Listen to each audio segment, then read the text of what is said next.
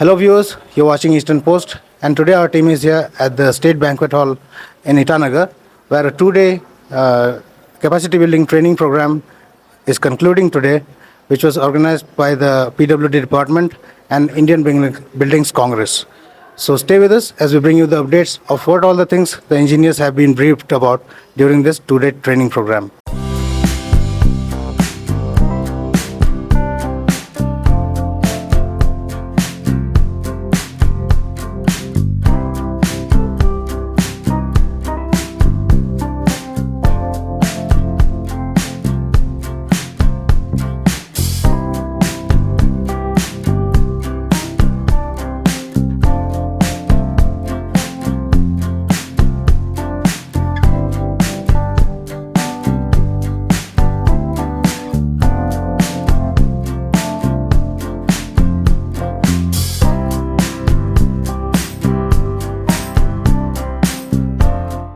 So maybe when such trainings can be are organized, such case studies, persons from such organizations can be called, they can present their case studies. That kind of a thing can be thought of. क्योंकि केवल पढ़ा देने से नहीं होगा, आपको उनको actually case study दिखाना पड़ेगा. देखो हमारे यहाँ ऐसे होता है. तो that is more convincing, that is more interesting. एक और इंटरेस्टिंग चीज होती है जो अब आजकल most of the organisations handle कर रही हैं या मैनेज कर रही हैं, वो कर रही हैं इनोवेटिव पीपीपी कॉन्ट्रैक्ट्स. आज की डेट में हम लोग सब यहाँ पे अरुणाचल में मैंने देखा mostly what we are doing is our EPC contracts. ये साहब सरकार हमें पैसा दे देती है, कोई ऑर्गेनाइजेशन हमें इधर उधर से फंडिंग आ जाती है, उसका हम टेक्निकल स्पेसिफिकेशंस बनाते हैं, एक एस्टिमेट बनाते हैं, एस्टिमेट बनाने के बाद उसका हम कॉन्ट्रैक्ट बनाते हैं, टेंडर बनाते हैं और ईपीसी मोड में उसको हम टेंडर कर देते हैं. So the method which we have been adopting so far is an EPC contract. Our actually engineer is what? We have to give an infrastructure asset with quality and economy. The challenge here is we give the asset, but when it comes to quality and economy, much is desired. Especially on the economy front, I would say. Economy is more or less governed by the conceptual stage to estimate preparation. In the estimate, if we really want to achieve economy, we should, as far as possible, we should eliminate the variables, the unknowns, indeterminates. Pleasure and privilege to stand before you today to deliver feedback on behalf of all the participants on the 2 days capacity building training program organized by Office of the Chief Engineer, Residential Training in collaboration with Indian Building Congress on the chapter here in the Banquet Hall today, Itanagar. So over the past 2 days, we had the real and valuable opportunity to learn from some of the most learned and accomplished and experienced engineers from the civil engineering fraternity and professionals in the public infrastructures. Each session was thoughtfully designed and extremely relevant to our works as engineers in the works department.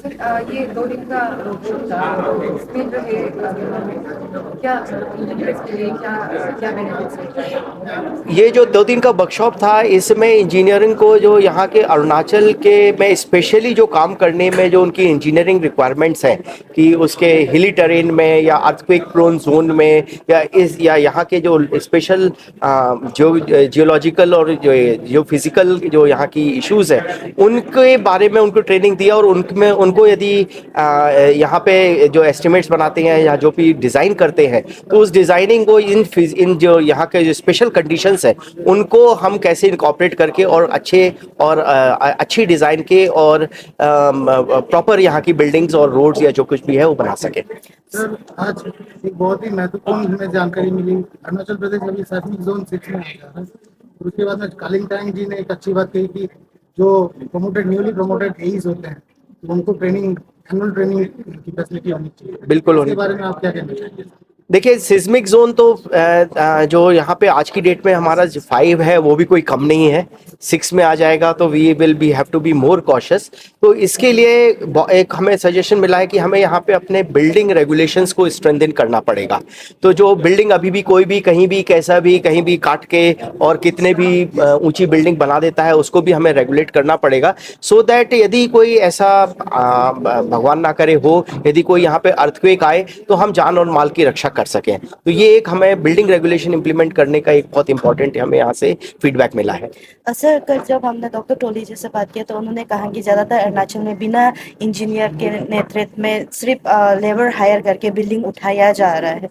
तो इस विषय में जब उनसे बात की तो उन्होंने कहा कि शायद यूडी म्युनिसिपल इसमें इन्वॉल्वमेंट है ज़्यादातर से लेके, क्योंकि कंप्लेन को लेके। तो आप लोग की तरफ से क्या कोशिश? देखिए, ऐसा है कि जो बिल्डिंग रेगुलेशन है, बिल्डिंग रेगुलेशन आज की डेट में यहाँ पे म्युनिसिपल एक्ट के अंतर्गत किए जा रहे हैं। तो म्युनिसिपल कॉरपोरेशंस को इसकी पावर दी गई है, पर अनफॉर्चुनेटली म्युनिसिपल कॉरपोरेशंस में उनके रिसोर्सेज की कमी होने की वजह से या उनके पास इंजीनियर्स की कमी होने की वजह से वो इस चीज़ को इम्प्लीमेंट नहीं कर पा रहे हैं। उसके अलावा केवल म्युनिसिपल कॉरपोरेशंस तो केवल 2 ही जगह हैं, ईटानगर और पासीघाट। पर बिल्डिंग रेगुलेशंस यदि हमें इम्प्लीमेंट करना है तो हमें सभी जगह पे इम्प्लीमेंट पूरे अरुणाचल में करना पड़ेगा, यदि क्योंकि सीस्मिक जोन 5 या 6 में तो पूरा अरुणाचल ही है। तो इसके लिए अब हम लोग अब इसमें डिस्कशन करेंगे और यहाँ पे इसको हम किसको एम्पावर करें और बिल्डिंग रेगुलेशंस की क्या प्रोसेसेस हों और कैसे इम्प्लीमेंट करें, इस चीज़ पे अब हम ध्यान देंगे। एक जो यहाँ में ट्रेनी थे उन्होंने अच्छी बात कही थी कि मेंटेनेंस बहुत ज़रूरी होता है, जिसके वजह से काफ़ी सारे जो पूर्वज ब्रिज अभी तक मेंटेनेंस के वजह से बाहर सीट लुक में काफ़ी अच्छे है। तो हम लोग अरुणाचल प्रदेश में मेंटेनेंस का कमी है लगता है, क्योंकि रास्ता लुक भी पोर्ट होल्स अभी भी है सर। क्योंकि जब भी कोई रास्ता ये सब बनाता है, ड्रेनेज बनाता है, तो कॉन्ट्रैक्टर से ज़्यादा इंजीनियर का ऊपर नाम आता है सर। तो नेचुरली, क्योंकि जो हमारा जो रास्ता, एक तो क्या है कि हमारी जो यहाँ की जो जियोलॉजिकल कंडीशन है, अरुणाचल के जो अंदर की जो मिट्टी है या जो ये है, तो इसमें और कंसिडरिंग द रेनफॉल जितना होता है उसको देख के बीच बीच में इस टाइप के इश्यूज तो आते हैं। परंतु फिर भी हाँ, हमारी रोड की कंडीशंस क्वालिटी ऐसी बननी चाहिए कि वो उतना जो उसकी लाइफ है उसको वो विथस्टैंड कर सके। इसके लिए इंजीनियर्स को तो ऑफकोर्स सुपरविजन करके उसको कॉन्ट्रैक्टर से करवाना है, परंतु जो एक अच्छा सजेशन आज आया कि कॉन्ट्रैक्टर्स की भी प्रॉपर ट्रेनिंग करें, कि उनको, क्योंकि कॉन्ट्रैक्टर को भी कई बार नहीं पता होता है कि इस चीज़ को हम इसको कैसे ट्रीट करें और सो एज टू एंश्योर कि पॉटहोल ना हो। तो इस चीज के लिए कॉन्ट्रैक्टर की भी यदि हम ट्रेनिंग करेंगे तो it will lead to a good success. काफ़ी हमने ट्रेनिंग्स का भी ओपिनियन सुना। आप लोग के लिए कितना हद तक लगता है कि आप लोग के लिए सक्सेस हुआ है, और जो ट्रेनिंग्स लोग का सजेशन है उसको लेके आप लोग फर्दर क्या करेंगे? जो ट्रेनिंग जो है हमारे हिसाब से तो बहुत ही सक्सेसफुल रहा, और जो हम जिस उद्देश्य को लेके जो हम लोग अपने इंजीनियर्स को बुला के जो है यहाँ पे 2 दिन का जो ट्रेनिंग दिया है वो सफल हुआ मेरे हिसाब से। क्योंकि ऐसे तो हमारे इंजीनियर्स टेक्निकली साउंड होते हैं, तो वो कॉलेजेस वगैरह से, यूनिवर्सिटीज से जो है वो साइंस जो है, इंजीनियरिंग का जो साइंस है उसको लेके आते हैं। But the only thing lacking is field experience on various sectors. तो उसको जो है उसका एक्सपोजर के लिए जो है हम लोग खास करके काफ़ी एक्सपीरियंस जो डीजी लेवल के, एडीजी लेवल के, और जो chief engineer, former chief engineer जो रहे हैं, देन आपका जो डायरेक्टर रहे हैं, उन लोगों को हम लोग दिल्ली से और आपका जो है त्रिपुरा से और अपने यहाँ के जो अपना जाना माना जो हमारा ये लोकल ये अरुणाचली जो डॉक्टर अटप लगवा है, वो तो ब्रिज इंजीनियरिंग का एक्सपर्ट है और इतना साल जो है यहाँ पे पीडब्ल्यूडी में उन्होंने जो है एज चीफ इंजीनियर सर्विस दिया है। तो उन लोगों का जो है बहुत सारा ये टेक्निकल नॉलेज के साथ फील्ड एक्सपीरियंस है। तो वो जब आके यहाँ पे बताते हैं तो वो अपना एक्सपीरियंस को लेते हुए उनको पता है कि हमारे यहाँ जो टोपोग्राफी है उसके हिसाब से यहाँ के जो इंजीनियर्स को किस किस चीज़ पे जो है खास करके ध्यान होना चाहिए, उस एस्पेक्ट को लेते हुए वो जो है यहाँ पे अपना जो भी डेलिब्रेशन है वो बताते हैं। तो करके जो है it's a kind of this thing जो आपका जो है प्रैक्टिकल में क्या क्या इश्यूज आता है और उसको जो है टेक्निकली कैसे जो है उसको निपटारा करना है, वो चीज़ जो है आपको कहते हैं या कोई बीमारी है तो कौन सा दवा खाना है, उस टाइप का है। तो यहाँ पे क्या दवा क्या है हमारा, उसमें वेरियस जो है हमारा ये IRC के जो है पब्लिकेशंस होते हैं, देन मैनुअल्स होता है, और ऐसा करके सारा चीज़ जो है अर्थक्वेक रेजिस्टेंस का अलग से होता है और हिल रोड्स का अलग से होता है, प्लेन्स के लिए अलग से होता है, और ब्रिजेस के लिए कौन कौन सा ये जो है आपका जो है ये कोच को जो है फॉलो करना है।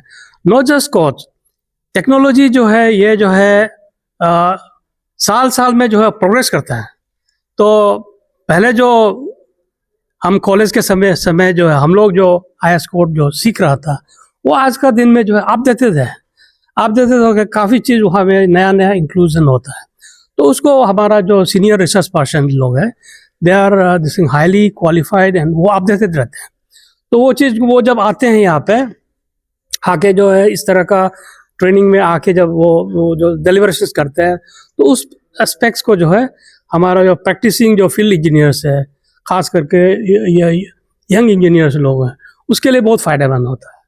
तो इसलिए हम लोग कराया यहाँ पे, और आपका जो है पार्टिसिपेंट्स भी काफ़ी सेटिस्फैक्ट्री लेवल में आए and we are fully satisfied with this thing, the level of attendance that they have met.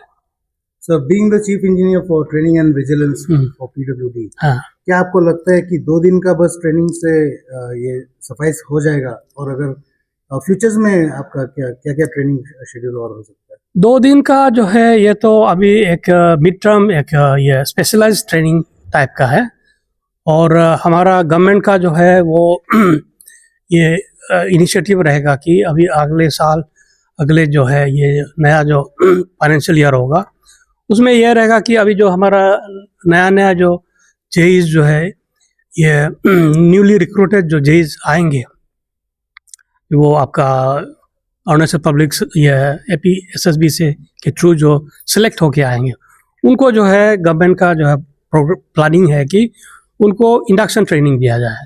तो इंडक्शन ट्रेनिंग को भी जो है फेज वाइज में करेगा करके जो है यहाँ पे जो है वो उसका इनिशिएटिव लिया जा रहा है। सिमिलरली जो नया न्यूली रिक्रूटेड जो एज अभी APSC कंडक्ट कर रहे हैं वहाँ से भी नए ऑफिसर्स आएंगे A लेवल में, तो उनको भी जो है इंडक्शन ट्रेनिंग दिया जाएगा।